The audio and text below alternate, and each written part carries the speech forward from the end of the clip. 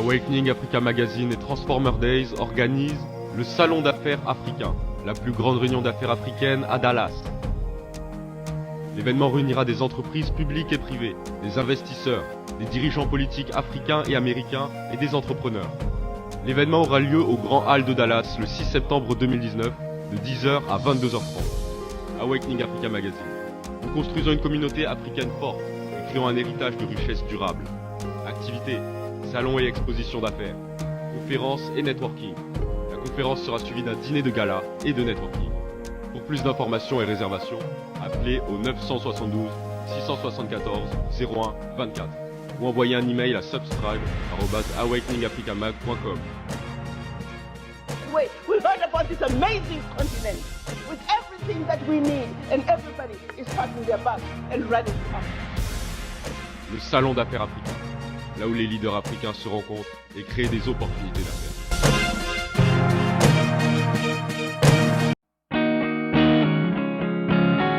Bien-aimés dans le Seigneur, nous vous saluons au nom du Seigneur Jésus-Christ.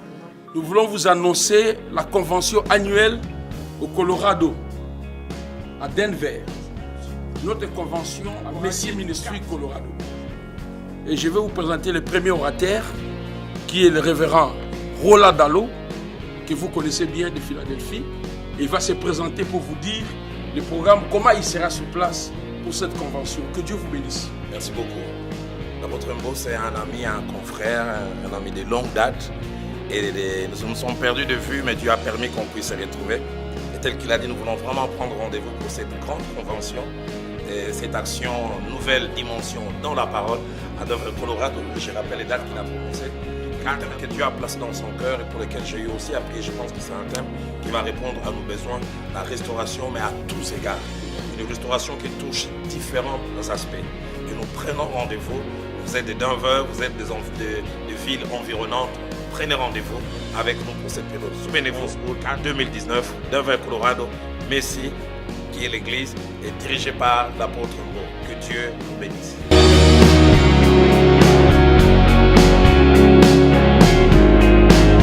Igela coiffe ikote Papa na Kerouan, éternel Kenaya Kanda, taba, ikote Sensi Nganda Taba Fenenene Nganda Taba Che Hugues la coiffe ikote Papa na Kerouan, éternel Kenaya Intabaikate Au 174 avenue Aristide Briand, 93 320, le pavillon sous bois. Intabaikate À la petite porte à gauche, association Hugues Ikoté. Intabaikate 01 41 55 0000. Ntaba Ikoté. Takas Descartes Construction et yeah! Fini l'inquiétude pour la réalisation de vos constructions de rêves en RDC au prix imbattable. Grâce à votre entreprise installée en RDC uniquement pour vous, spécialisée en construction, réfection, bâtiments, immeubles, vente de terrains, travaux publics avec les ingénieurs architectes qualifiés au prix incroyable. L'escart Construction est aussi spécialisée en luminosité des bâtiments et éclairage public, installation des systèmes d'alerte, intrusion pour des maisons et véhicules et tout d'autres services. Nous acceptons aussi les paiements par tranche au prix incroyable. Pas d'hésitation avec Descartes Construction. Vous ne serez jamais déçus. Pour tout contact, notre email est descartesconstruction@gmail.com. Notre numéro de contact plus 447 93 92 82 813 et appelez-nous pour Kinshasa plus 243 89 91 56 86 2. Descartes Construction à Tozana Mbongo Moké, opération Tongana RDC. L'agence d'export et d'import Michel Atlantic Shipping et yé bana ya Canada, bana ya USA, bomitungisa lisusu te. pour tous vos achats et ventes voitures, pièces de rechange et les accessoires possibles. Na koti na ba koli na bino na Kinshasa, bomi tungisa penza te. Please, bakoya koza koli tina ndako. Pour tout contact, benga Michel Lukadi. Plus 1 508 371 60 43 USA na Canada. Pour na Kinshasa, benga na plus 243 89 551 30 38. Michelo Atlantic Shipping. Yaboye, Bazuapi. Raph Ngindou, félicitations pour la promotion, c'est la rapport d'artiste. Que Dieu te bénisse. À connaît pas demander, il n'y a rien en face. Suivez Congo Promo TV avec le PDG Raph Ngindou. Nanenga mabete Congo Promo Raph Ngindou. Boga, en tout cas, félicitations, merci Sito Oumela. Raph Ngindou, le présentateur la force créative Congo Promo. Boroto, ça la force militaire la Congo Promo. Et faites comme moi, allez voir Congo Promo, tv5.com. Donc au nom de Jésus-Christ, nous bénissons le Congo Promo. Avec Raph Ngindou, Congo Promo ne tombera jamais. Piccolo Congo Promo nde. Ouais, Balobi Raph Ngindou. Congo Promo toujours, grande puissance. Come on. Congo Promo qui torcos net in a film. Congo Promo, babunda nanango. Raph Ngindou. Congo Promo. What a plus, what a boss. Eh bien voilà, très heureuse de vous retrouver une fois de plus pour les comptes de l'émission News de Kin avec moi Betty Massengou sur Congo Promo Télévision number 1. Bonjour, bonsoir mesdames, demoiselles et messieurs, ça dépend de l'heure à laquelle vous nous suivez. Je suis très heureuse d'être parmi vous et surtout de vous présenter cette belle émission News de Kin avec moi Betty Massengou, la star, la journaliste internationale et professionnelle.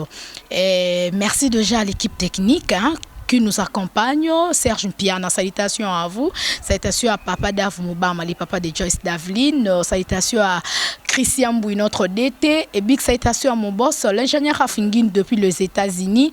Bisous à ma maman chérie, maman Cathy Bakissa. Bisous aussi à la joie Mado Pichouna depuis France. Maboko Bank, l'hymne national. Salutations à vous. Voilà. Merci beaucoup, mon frère.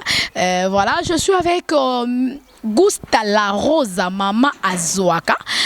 Donc, elle est comédienne. En même temps journaliste, Boebi très bien présentera émission na Libanga TV, Canal Futur One, ainsi que Canal Futur News.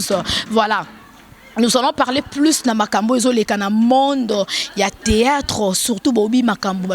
Ça brille entre Naomi Barcelone et Caleb Toukebana.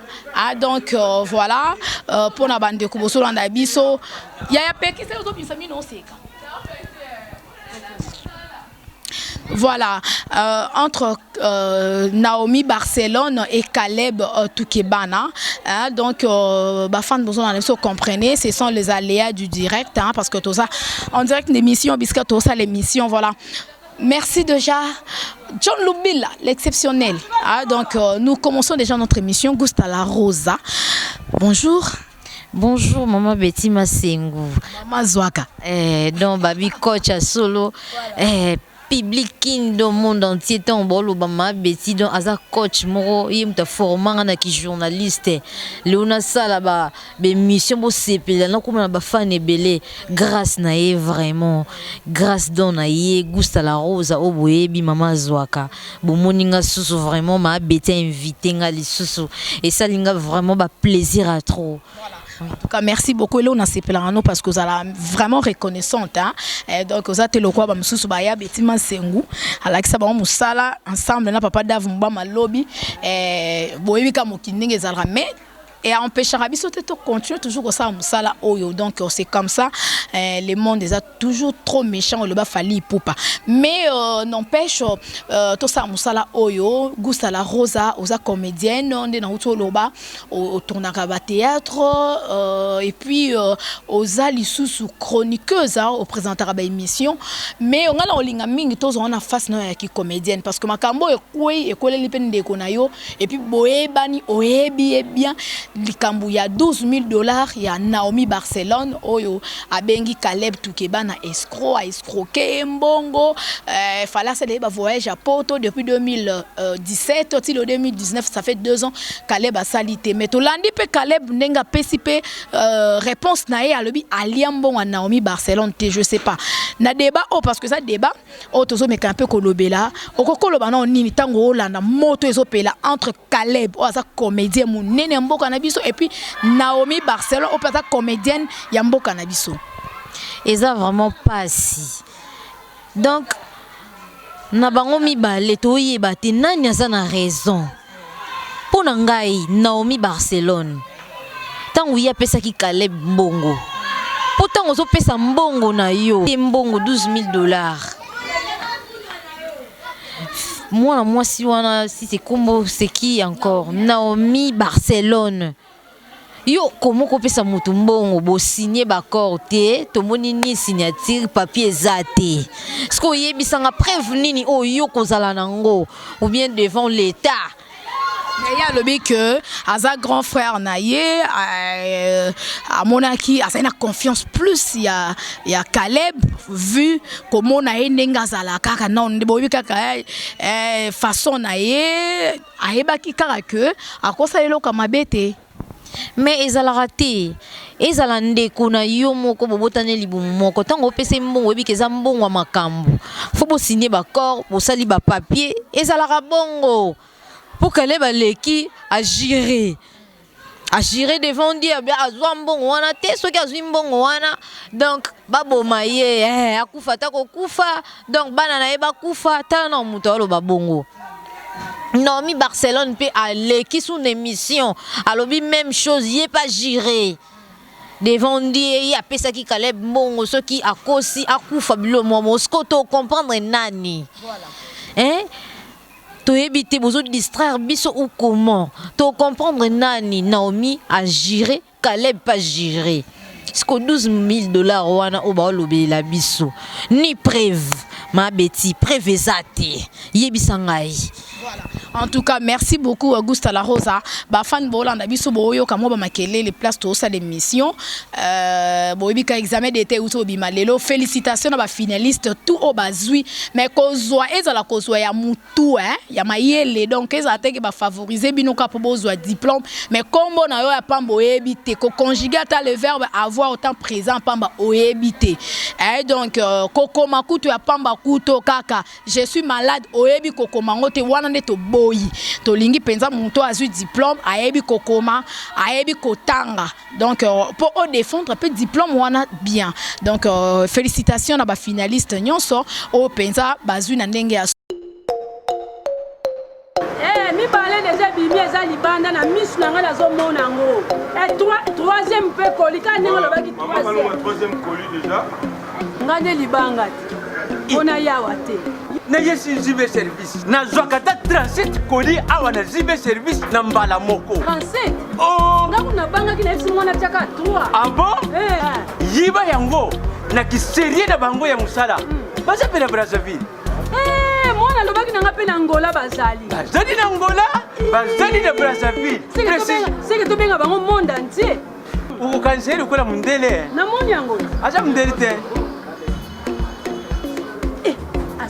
yo mutu uza na France précisément ezala na Paris ezala na Rennes ezala na Lyon ezala esika nini soko uza na poli na yo kunyokoma na yo te banimero na biso yango wana benga na yo zibe service akulivre yo carton pe kuretire ye muku akuya kuzwa yango pe akuya na Kinshasa kaka Kinshasa te ya Maniata Makalu na Point Noir na Brazzaville na Angola na Kinshasa place à Robunga ezate Hugues la coiffe Ikote. Et enfin, je suis arrivé. Salon Hugues la coiffe Ikote. Non seulement c'est un salon de coiffure, mais aussi une machine de transformation des hommes et femmes. Regardez-moi comment je suis. Vilain. Mais attendez, 2 minutes. Bogart. Vous allez voir. Une Hugues la coiffe Icoté, votre salon de coiffure mixte afro-européen situé sur la Nationale 3 au 174 avenue Aristide Briand, les pavillons sous bois. Pour plus de précisions, veuillez nous contacter au 01 41 55 00 00 ou encore sur notre site huguelacoiffeicoté.com. Nous sommes ouverts tous les jours de 8h à 20h, même les jours fériés. Hugues la coiffe Icoté, l'homme qui coiffe la ville. Hugues la coiffe Icoté, le salon de coiffure mixte afro-européenne de proximité. Au 174 avenue Aristide Briand, les pavillons sous bois sur la Nationale 3. Un seul numéro, 01 41 55 00 00. La beauté de votre chevelure chez votre frère. Hugues la coiffe Icoté, même père, même mère. Chikicha, chikicha, cha cha. La beauté peut tout changer. Salon Hugues la coiffe Icoté. Quelle beauté! Sexy pour les femmes, nindindi pour les hommes. Solo. Voilà. Gustave La Rosa autour va très bien que entre baomi balé vérité zoé banate. Nani alia kimbongo, nani pas alia kimbongo te. Est-ce que Barcelone a payé $12 000 paye à Caleb ngala landi be mission na bango mi balé. Nazo ipé temps benga Barcelone to ça l'émission mais azako s'excuser mikolo yo moi ba empêchement makambo belé mais son zamba sungi vu ton na ena ton nga pe tozana na news de kinto yeba non veritango eza ndenge nini Gusta yoza master ya Barcelone nos collègues na epe osala musala moko mais qu'un peu éclaircir biso est-ce que malgré Barcelone ana ba preuve mais il y a le petit frère ya Caleb abanda ko ya ko zo pembongo et puis babane ko kena maman na ye maman abota ye ti pa Caleb na GB l'air Caleb a voyagé ke poto azo pesa mbongo pa ya leki ya Caleb. Barcelone a quoi bisanga vérité bisipso vérité non gusta na pesa qui ya solo sko tango ya pesa qui mbongwana biso tozala eti sko yo tozala ki na mwa ondima o comprendre tango leki émission siko yo tango Caleb pas leki émission a juré talaka muta lobake soki azwa kimbongwana akufa agir ce que yebisanga ataku tokopera na Barcelone ngo bien yebisanga siko na minutes wana vraiment tondi milanani et comme un peu difficile et comme vraiment difficile il y a difficile mais si je comprends bien c'est comme si Gustave La Rosa yo soit parti pris à Caleb c'est comme si ozondi mela master na binote collègue na binote Barcelone. Bon, ngai na parti pris ya mutute ezala Caleb ezala Barcelone non di mela mutute donc na bango mi baleto oyeba te mbongo eza wapi Barcelone a bien pesi Caleb awangani to nebite autrement dit à gérer yebisangai naza parti pris ya mutute donc naza tout droit. Voilà John Lubila je pense aux comprendre en États-Unis on a Tommy na kata London aux comprendre masolo bien blage Amado Pichuna ma belle depuis France Libre Nationale Bakisaka Maboko Banque Maman Sociale la joie Amado de gros bisous so comprendre depuis France pour Makambo et côté mbutu confusion to yebate nanya lobi ya solo nana lobi ya lokuta mais kaka bango mi balé bayebi vérité mais biso pe n'empêche to lobela en émission pour tozan la besoin to yeba nanu eza ya vrai to eza ya faux que Barcelone a payé ça qui $12 000 paye à Caleb est-ce que Caleb a zoa qui to azwa quitter et puis Makamba voyage oyo bande kubolo na biso et belé ba escroka bango en tout cas il fait plutôt ça la quand même mayele mais bisous à mon grand frère champion Kayembe na kata Kenya champion Kayembe bisous à Blaise Kava Igwe na Kenya Chaleur Bendicap de gros bisous à vous là où vous êtes Staïdi Benesha petite sœur à moto donc bisous et belé na yo voilà. Tout ça toujours na Gustave La Rosa mais Gustave La Rosa mais yope net peut to kaka série mo pe ba escroc kaka mbongo falo kene pe poto je sais pas est-ce que makamango ça donc un mystique oui na ebisi ma beti vraiment ba escroc ba komi belé to ko mobanga ba escroc ba leki kaka ndenge mo mambo bomoni ba escroquer ba 12000 wana ngai ba escroquer mbongo ya poto mais lelo na États-Unis ma beti maman kaka ba escroquerie to yeba te to kende wapi to keki kwiti to wapi po bokomi ko escroquer batu bolingi te to kende poto to comment ba escroquer mbongo ya ebele o ezaki ke ba démarche nanga pina ya poto yo yebika ndeza la rananzela ki journaliste ozui moi mikie na moi chance na boye obitin ndeza boye funa kende na nzela o tena mona pe mikili yaki ko arriver na pesa mbongo mambutu pena boye et comme langa pena o ba moni sanga munene na nzambe na yebisi yo vraiment to comprendre pe bino te bino ba komika ba comédien nyonso kaka yepe ka fa ke les potes je sais pas nyonso ka kolinga mibala poto to nini ah maman eza pasi bon biso ba journaliste mususu bazara bien éduqué baza batu monte ke ko sutu ke la rami bala poto non eza kende si mi ba na kina baza sute komika mi bala poto c'est pas bien on comprend to boyite ke mi bala poto musuba na bon bien mais be scrope bazali oui o kende mbangombo suki na nzela ebele basuka yango mona ba biso ba gusta la rosa to koma mayele so ba bino bo pesa biso mayele wana te ma beti mais to zate malgré ba escroquant mbongo wa poto mais na e barake mobali nini ya poto ya malamu ya mabenani po mususu pe akozala atika mwasi na bana na poto abala maye awa bali o pasali cérémonie et comme azongi bo atika obongo mais ba salelo symbole to koma banga. C'est ça. En tout cas, mais Auguste la Rosa au lobby est très important. Histoire na yozo ke kande mon pena Naomi Barcelone. Au sali voyage à États-Unis, simbité. Au tikito continuer les sous. On a ça il y a France, il y a Paris. Ma boko banque maman sociale. L'argent ma de Pichuna. O yo ma kamango yangoyo. Ba escroquer sumbo. Nenga mona Naomi Barcelone. Après simbongo liboso pa Caleb ya makamba poto. Et simbité. O akende soki Allemagne. Papa et simbité. O te basale soki ya Suisse so ya wapi lisu et simbi teti mbongo komi $12,000 mais tant on sali déjà à faire une fois mon qui est foiré mais bati karat so poni ko continuer sous 2 fois si et ça pour ani na mais quelle chance maman na ebité na chance te ma betinga chance ezata la yo fo mona mikili na mona ngo beti masengo nyata na ke koto na nanda kwa Auguste la Rosa na ke koto na nanda ya l'argent ma de Pichuna maboko bank to landa lupemba na yo to ko kenda ngo kaka donc to na lemba kité na yo sesa sou ya France ba escroquer lisusu donc ezoke ka ndenge moko na bambongo kaka na ebisio na ebité be escroc ba komi ebele batika no mambwana ata na miso nzambe eza bien te eza mbongo moya passe pe tozozwa omoni osali émission na batindele mbongo okangisa obite na lembi pe kini na longwa kini na kenda tama mususu